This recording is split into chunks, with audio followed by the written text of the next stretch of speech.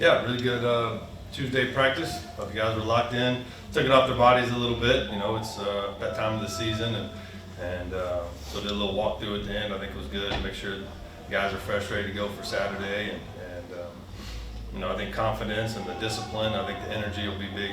You know, for us this week, right? The opponent we're playing, really well coached team. You look at their coordinators and their history, their head coach, and the players that they brought in here.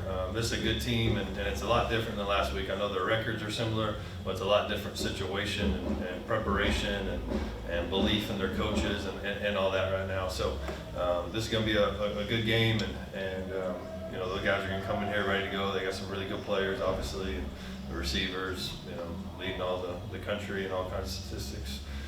So he can really play, and it's going to be a good ball game, and we're going to be fresh and have a lot of good energy. So I'm excited though. I'm excited once again. Have a bunch of recruits in here this weekend. So man, we really need the fans and the students and everybody to show up for this game. Senior night, right? You're playing for a lot bigger than yourself, and playing for these seniors, and so we need this stadium to be as packed as possible, and it'll be a big time game, big time atmosphere, and look, we're winning, and this program's heading in the right direction. That's part of it. You want to win, you want to continue to do those things.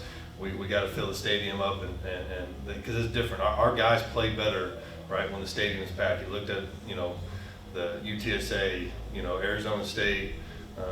Arkansas State, when this stadium's packed, the energy and the way we start and the way we play is just different. So we need the stadium to be packed out and ready to go. So I'm excited.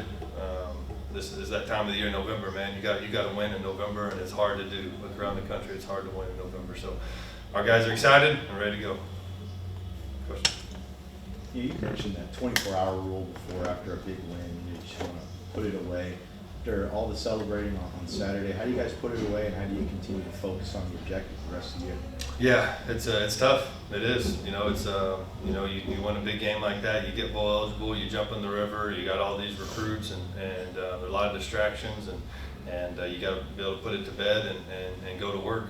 And I think our team has matured over the course of this season, and dealt with the highs and lows, and we got to continue to learn how, when we win, to continue to be mature and get back to work. And I thought we started off good today on Tuesday practice. The focus was there.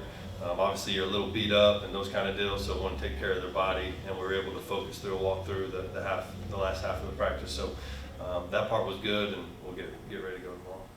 You mentioned recruiting. We've seen some of the commits coming in. Obviously, you can't talk about specifics, but it seems like a lot more high school players. Has the strategy transitioned to that a little more for this 2025 class? Yeah, it has, for sure. And that was the plan all along. You have to come in here and really flip the roster and go give yourself the ability to win now. And we felt like that was the best plan of action to do that.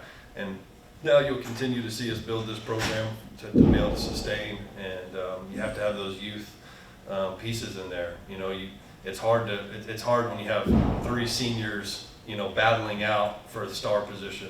It's hard when you got that many defensive ends that are seniors. It's hard. You got to have those youth pieces, and we knew that going into it. But it's one of those deals where there's so many high school kids available, so many high school kids you never want to reach.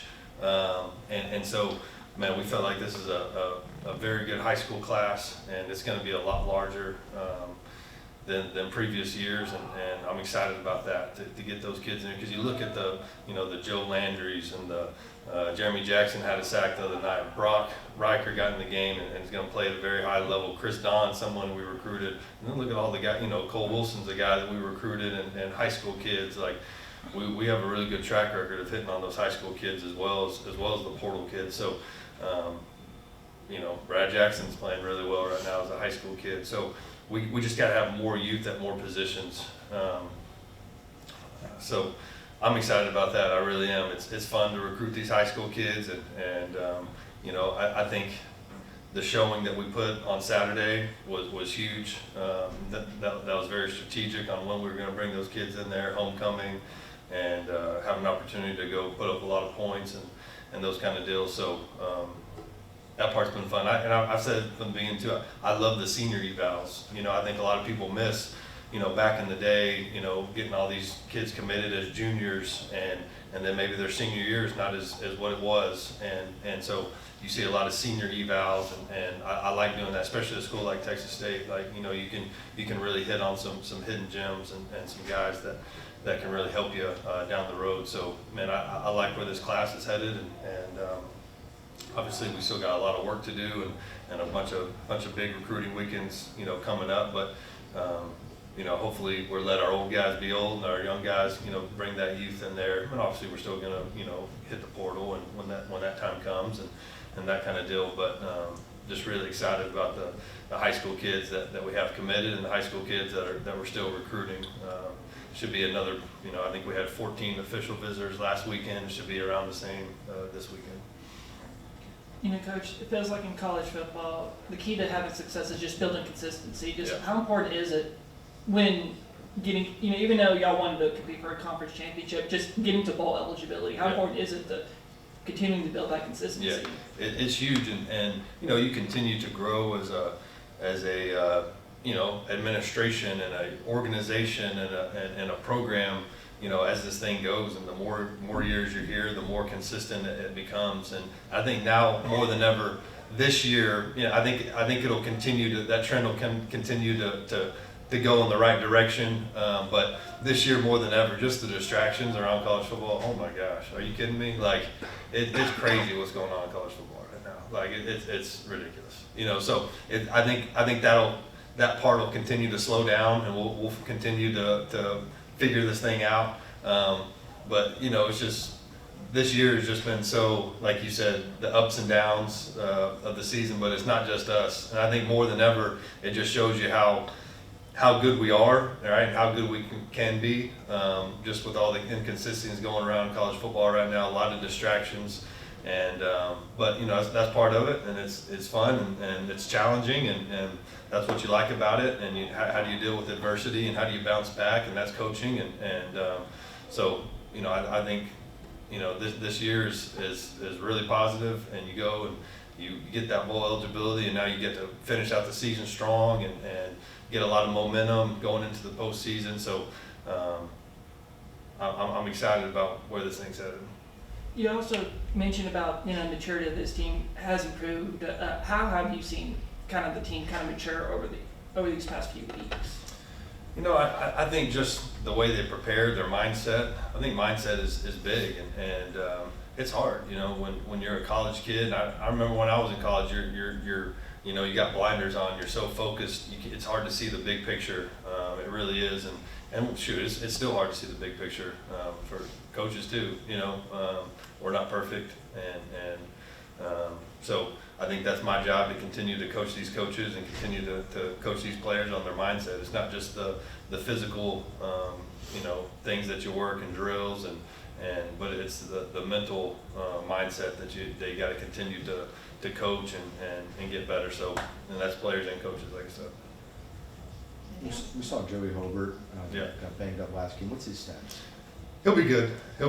I think he's one of those guys that, you know, he's an older guy, senior, been through a lot, and so you always want to take care of their bodies and be cautious.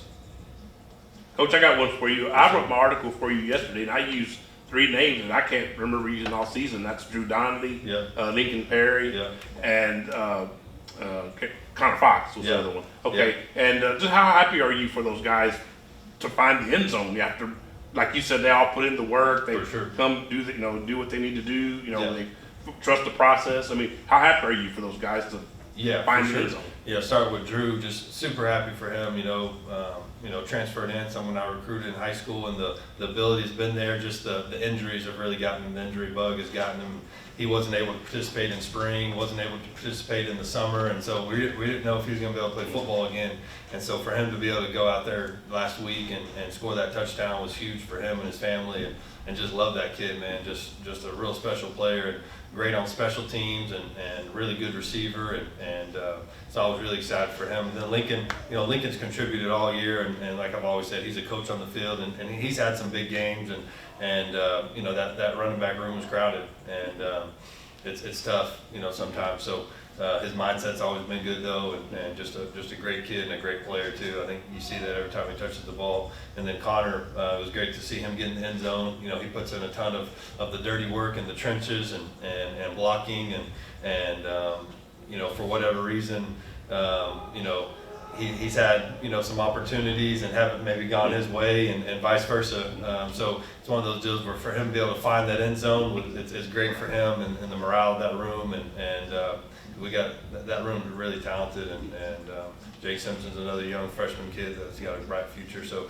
it's good to see him kind of get out there and play as well. So just love it for Connor and just a team guy and, you know, one of the captains on the team. And then Sunderland also, he got in. Yeah, that's good to see. You know, always good to build that depth and you know, former pro soccer player that's got a big leg and kind of figuring it out this football stuff. So that was good for him to kind of get out there and get some game reps. You know, during the Southern Miss game, we saw, as you were saying, a lot of freshmen. We saw Brock Racker, Jeremy Jackson, saw a little bit of Colin Evans. Just how important is it when you have a game like this year, be able to put like a lot of players and get in that game time experience that maybe they won't see like during the season? It's huge, you know, and obviously you know, look, I get it. You go through a year and you're like, okay, we might be able to get it. You know, this first game of the season, we might be able to get it, but we didn't have that. You know, we didn't have that, and so I think a game like that you're able to build some confidence, and able to build some depth and get those guys, like, you know, they practice and they go out there and do it in practice, but it's different when you go out there under the lights and on TV and all that kind of stuff. So be able to get that experience will be huge for those guys moving forward and huge for, you know, for our depth down these last 2 games and going into the bowl prep. You know, Georgia State coming up, it's another team that's lost last 7 games. Yeah. Southern Miss had the same deal going into For sure. What's the danger of playing a team that's still searching for a win after so many losses? You know, I think it's that's what I kind of alluded to. Like, I think Southern Miss and Georgia State just maybe a different mindset. You know, one doesn't have a coach, you know, as an interim, and one has a first-year coach that, you know, I know there's a lot of belief still over there in that program. So that part's a little different, but I think that's why the confidence and the energy and all that's going to be so big for us, and making sure we're fresh going into that game, because they are dangerous. They got really good players, and they're a really good team, and you know, same thing like I said last week. You really can't look at the record. You got to look at the film and the bodies and you know, the schemes and what they're trying to accomplish, because they got good coaches now. They'll scheme you up on both sides of the ball, and they got good players that'll put you in bad situations and but you know, that's the Sun Belt. Anybody can beat anybody, and that's the good and bad thing about this league. It's a really tough league, and you got to bring it every week. And you know, I'm glad we have them at home, and that's always important. I think in these conference games is playing at home. So hopefully we go out there and perform like we did last Saturday.